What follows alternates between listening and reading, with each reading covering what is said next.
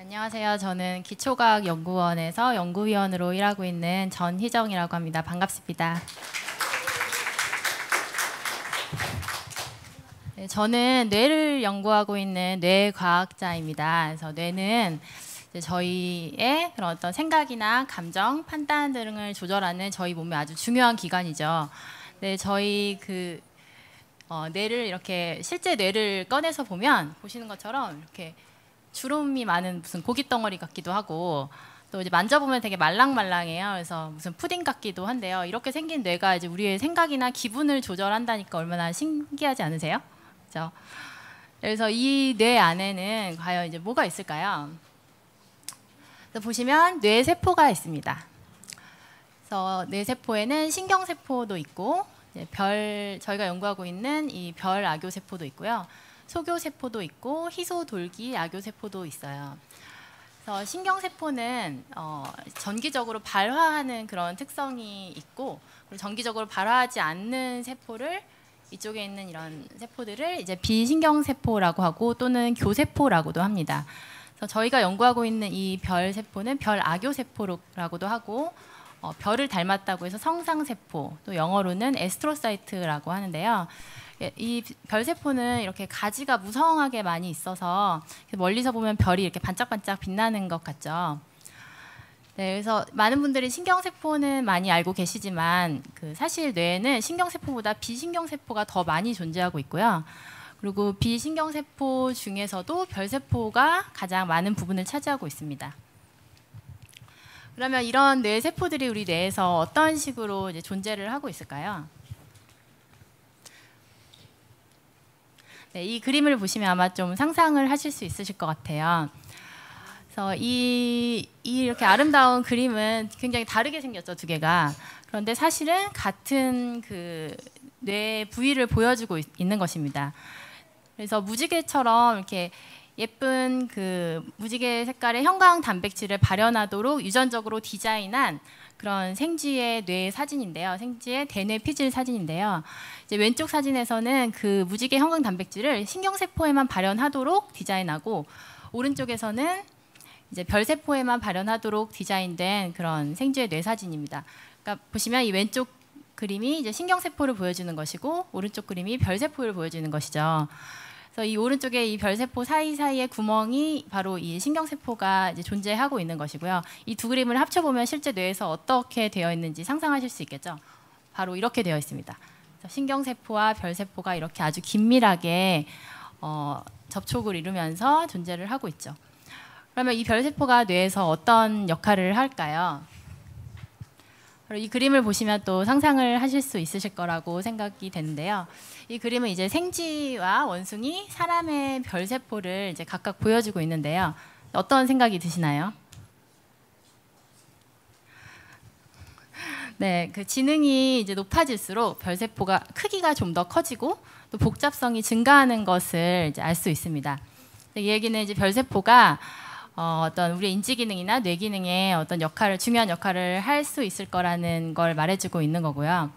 그래서 실제로 많은 이제 과학자분들이 이제 별세포의 기능에 대해서 연구를 많이 하고 있고, 거의 모든 뇌 기능에 관여가 되어 있다는 것이 이제 밝혀지고 있습니다. 그래서 저희는 이 별세포의 기능을 연구하기 위해서 이런 실험 기법들을 사용을 하고 있는데요.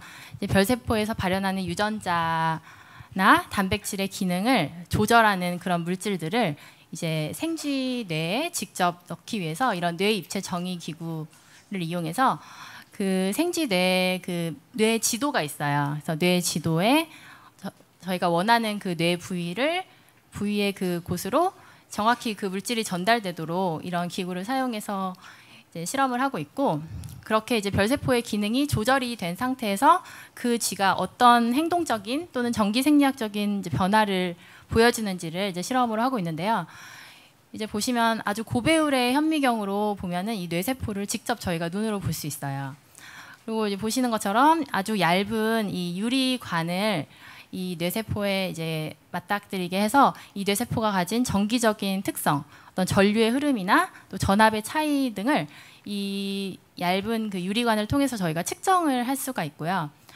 또 별세포의 기능이 변화된 생쥐가 기억을 어떻게 하는지, 물건의 위치나 어떤 공간에 대한 기억을 어떻게 하는지 기억력 테스트 실험도 하고 있습니다. 감사합니다. 그래서 저희는 별세포가 이제 알츠하이머 치매에서 어떤 역할을 하는지 이제 연구를 하고 있는데요. 이제 많은 분들이 아시다시피 알츠하이머 치매는 아주 무서운 노인성 질병이죠. 그래서 처음에는 기억을 점점 잃어가다가 나중에는 자기 자신까지 잃어가는 그런 두려운 질병입니다. 그리고 고령화 사회가 진행될수록 이 노인성 치매인 알츠하이머 치매 인구 수가 더 많아지고 있습니다. 그런데 중요한 거는 이 알츠하이머 치매 치료제가 아직 없다는 거예요. 그래서 우선 그 알츠하이머 치매의 특징을 살펴보면 이렇게 보시는 것처럼 그 뇌가 이렇게 쪼그라들고요, 위축이 되고 또 신경세포가 죽어가고 또 가장 큰 특징으로는 그 아밀로이드 플락이라고 하는 독성 단백질이 이렇게 독성 단백질의 덩어리가 생기게 됩니다. 그래서 이게 아주 큰 그 알츠하이머 치매의 특징이기 때문에 많은 연구자들이 이 아밀로이드 플락이 치매의 어떤 원인인자라고 생각을 하고 지난 25년간 연구를 많이 해왔어요. 그래서 이 아밀로이드 플락이 형성되는 어떤 과정을 아주 연구를 많이 했고 또 아밀로이드 플락을 형성시킬 수 있는 유전적으로 변형된 생쥐 모델을 개발을 해서 이 생쥐가 이렇게 나이가 들수록 뇌에 플락이 생겨나게끔 이런 치매 모델을 만들었고요. 그리고 이런 형성 과정에서 이 아밀로이드 플락이 형성이 안 되거나 형성된 거를 없앨 수 있는 그런 치료약들을 개발해서 이 치매쥐에게 이렇게 테스트를 해서 연구를 했고요. 그래서 효과가 좋은 그런 치료 후보 약물들은 대형 제약 회사들이 특허를 사서 실제 치매 환자들에게 그 치료 후보 물질을 이제 임상 시험으로 이제 테스트를 했습니다. 하지만 최근까지 테스트된 거의 대부분의 치료 후보 약물들은 실패를 했고요. 그래서 그 얘기는 이제 아밀로이드 플락을 아무리 없애려고 노력을 해도 치매는 치료될 수 없다는 결론에 이르렀고 최근에는 그래서 치매의 원인을 다시 생각해야 된다는 그런데 의견이 모아지고 있습니다. 그래서 보시면 이제 알츠하이머 치매에서 그 별세포는 원래 기능을 잃어버리고 완전히 다른 그 성격을 가진 세포가 돼요. 그래서 그런 거를 반응성 별세포라고 하는데 이제 모양적으로 보면 이렇게 별세포의 모양이 뚱뚱해집니다. 몸이 이렇게 뚱뚱해져요. 그래서 알츠하이머를 처음으로 보고하신 이 알로이스 알츠하이머 박사님이 112년 전에 첫 번째 이 치매 환자분을 이제 관찰해서 이 증상들을 보고하시고 이분이 이제 돌아가신 후에 그 뇌를 부검을 하셔서 2분 남았습니다. 네, 감사합니다. 그 뇌의 특징들을 이렇게 그림으로 남기고 학계에 보고하셨는데요. 보시면 가운데 아밀로이드 플락이 있고 이제 반응성 별세포가 이렇게 보여지는데 이 박사님도 이 반응성 별세포는 별로 관심이 없으셨나 봐요. 그 보고된 그 보고서에 단 한 줄로 이렇게 설명을 해놓으셨더라고요. 그런데 이제 저희가 관찰한 거에 따르면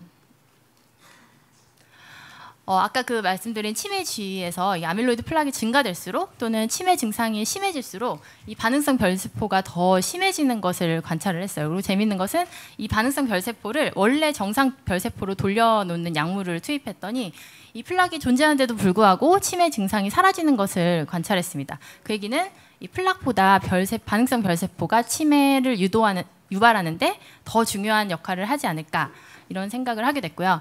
그래서 저희 다음 궁금한 점은 그러면 이 플락이 없는 상태에서 반응성 별세포만을 유도시켰을 때 과연 치매가 유도될까 하는 거였어요. 그래서 저희가 다음 실험으로 한 것은 바로 반응성 별세포를 선택적으로 유도할 수 있는 이런 유전적으로 변형된 그 생쥐를 만들었고요. 그래서 이런 그 반응성 별세포 유도 모델을 이용해서 보니까 이 모델은 보시는 것처럼 정상 별세포가 반응성 별세포로 바뀌어 있죠. 그래서 이 마우스의 뇌를 관찰해 봤더니 그 치매의 가장 큰 특징인 신경세포가 이렇게 사라지는 것을, 신경세포가 죽어나가는 것을 관찰을 했습니다. 그래서 이뿐만 아니라 치매의 특징들, 그러니까 기억력이 소실되고 또 생존율이 감소하고 뇌가 위축되는 이런 현상들을 저희가 관찰을 해서요. 저희는 이 반응성 별세포가 치매를 유발하는 원인인자라고 생각을 하고 그 관련 기작들을 연구를 하고 있고요. 그래서 이런 연구를 통해서 저희는 치매를 치매를 치료할 수 있는 어떤 그런 타겟을 발견할 수 있지 않을까라고 생각을 하고 있습니다.